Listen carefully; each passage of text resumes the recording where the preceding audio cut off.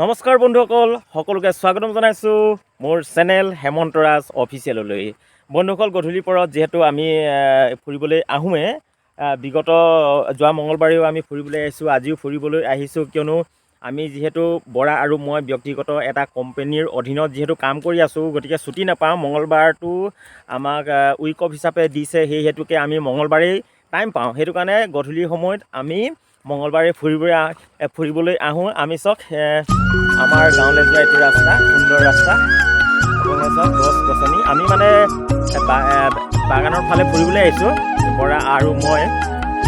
বাগানৰ ফালে, সেউজীয়া পৰিৱেশৰ ফালে আমি যদি ফুৰিবলৈ আহোঁ বহুত ভাল লাগে, কাৰণ সেউজীয়া পৰিৱেশ মানুহৰ চকুৰ কাৰণেই হওক বা গোটেই সেউজীয়া পৰিৱেশটোৱে আমাৰ দেহাটোৰ কাৰণে ভাল। আমাৰ বৰা কি কৰিছে, আমাৰ বৰাক দেখাবলৈ চেষ্টা আছে। আমাৰ বৰা আহি আছে। বৰা বৰা বৰা, সেইটো কিবা দুলি এটা আনি আছেচোন, সেইটো কিবা দুলি এটা আনি আছে। একো পাৰিলা একেলগে আছিলো, তুমি পিছ পৰি গলা আৰু পিছ পৰি গলা। আকৌ ঘূৰি আহিছো। বৰা, আমি আগত যাওঁ, এনেকে গৈ থাকোঁ। ভাই, ক'ত নিবি এইটো? ক'ত নিবি? টাইৰুণ, সেইটো টাইৰুণ নিব।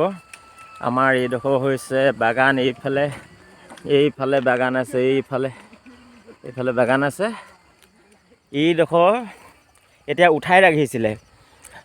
এইডোখৰ হৈছে 1901 চনতে বাগান ৰোৱা হৈছিলে। এতিয়া 3 বছৰমান হৈছে।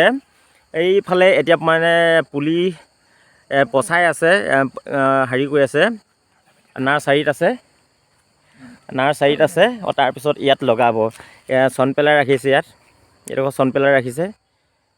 কিন্তু সেইদিনাখন যে দেখাইছিলোঁ, এই পুলিখিনিও একেলগে লগোৱা হৈছিলে। এইখিনি এতিয়া মানে ধুনীয়াকৈ হৈছে। এডোখৰকৈ লগাইছে, যিহেতু পইচা পাতি বহুত লাগে, এডোখৰকৈ লগাইছে। এইখন ওচৰতে পাহাৰ, ধুনীয়া লাগিছে এইটো ৰাস্তাটো, হয়নে? এইটো ৰাস্তাটো গৈ থাকিলে মজা লাগে সেনেকৈ না ধুনীয়া। এইফালে বাগানফালে কিজান কাম কৰি আছে, সেইফালে ধুনীয়া। এইফালে স্কুটি এখন আহিছে ৰাস্তাত, মজা। এতিয়া আমি এইফালে যাম।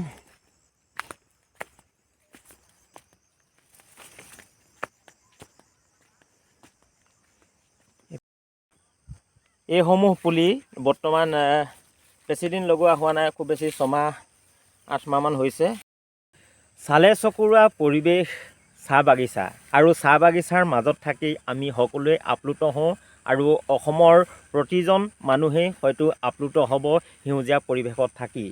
আৰু আমি বৰ্তমান বৰা আৰু মই যিহেতু চাহ বাগানৰ মাজত আছোঁ, এইটো সেউজীয়া পৰিৱেশ মানে কি, বাগানখন সৰু হৈ থকাৰ কাৰণে ইমান হয়তো ভাল লগা নাই।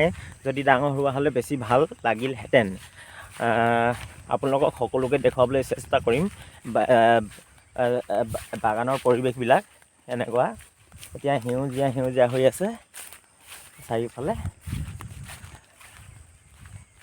কোনো ঠাইত চাহ বাগিচাৰ বিষয়ে বহুতে নাজানে, যে চাহ কেনেকুৱা গছ হয় বা কি কথা।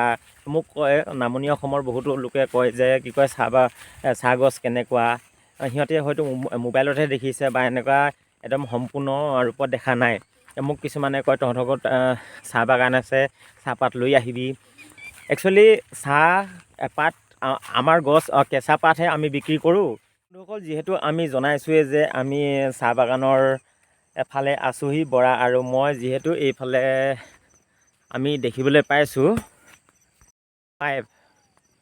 এইটো পাইপ, এতিয়া যিহেতু খৰালি দিনৰ কাৰণে চাহ বাগিচাত পানী দিবৰ কাৰণে এনেকুৱা যন্ত্ৰ ব্যৱহাৰ কৰে। সেইটো কাৰণে এইবিলাক এতিয়া আনিছে। বহুত পাইপ পৰি আছে ইয়াত বাগানৰ হেৰিত। এতিয়া খৰালি দিন, যিহেতু মাটি খৰাং হৈ যায়, পানী নোহোৱা হৈ যায় ভূগৰ্ভত, সেইটো কাৰণে পানী দিয়াৰ ব্যৱস্থা কৰিবৰ কাৰণে এই পাইপসমূহ ৰাখিছে। বাগানৰ মাজত যেতিয়া আছোঁ, কৃষ্ণমল চেতিয়াৰ গান এটা মই আওৰাওঁ, যিহেতু মই গীত ভাল পাওঁ। গীত গাই ভাল পাওঁ, গীত শুনি ভাল পাওঁ, সেইটো কাৰণে কৃষ্ণমণি চুতীয়াৰ গীত এটাকে আওৰাওঁ বুলি ভাবিছোঁ, আপোনালোককো শুনাওঁ বুলি ভাবিছোঁ। যদি ভাল লাগে আপোনালোকে লাইক কমেণ্ট শ্বেয়াৰ কৰি দিব, আৰু নতুনকৈ চেনেলটো যদি ভিজিট কৰিছে তেতিয়া কাষত থকা বেল আইকনটো টিপি দিব, আৰু মই যেতিয়াই ভিডিঅ' দিওঁ আপোনালোকে নটিফিকেশ্যনৰ জৰিয়তে সহজে লাভ কৰিব পাৰে। এতিয়া মই গানটো আৰম্ভ কৰিছোঁ, কৃষ্ণমণি চুতীয়াৰ চলগৰি গানটো। আৰে চলগৰি ले যাব তোকে মোর গাঁও, আরে চলগরি ले যাব তোকে মোর গাঁও, পাহাড় কিনারে মোর গাঁও গরি, হারি হারি চাই কে বাগান, মাকে শোনাব বাবাকে বুঝাব, ले যাব তোকে মোর গাঁও গাঁও গাঁও, আরে চলগরি ले যাব তোকে মোর গাঁও, পাহাড় কিনারে মোর গাঁও গরি, হারি হারি চাই কে বাগান, মাকে শোনাব বাবাকে বুঝাব, ले যাব তোকে মোর গাঁও গাঁও গাঁও, আরে চলগরি ले যাব তোকে মোর গাঁও। ধন্যবাদ। গীতটো ভাল যদি ভাল লাগিলে বা ভাল পায় তোমালোকে কমেণ্ট কৰি দিবা, তেতিয়া হ'ব। বন্ধুসকল, ভিডিঅ'টো আজিলৈ ইমানতেই। যদি চেনেলটো প্ৰথম ভিজিট কৰিছে তেনেহ'লে কাষত থকা বেল আইকনটো টিপি দিব। মই যেতিয়াই ভিডিঅ' দিওঁ অতি সহজে মোৰ ভিডিঅ'সমূহ লাভ কৰিব পাৰে। লাইক কৰিব, কমেণ্ট কৰিব আৰু শ্বেয়াৰ কৰি দিব। আজিলৈ আহিছোঁ, অন্য এটা ভিডিঅ' লৈ আহিম। আপোনালোকে চাই থাকিব হেমন্ত ৰাজ অফিচিয়েল। ধন্যবাদ। জয় অসম।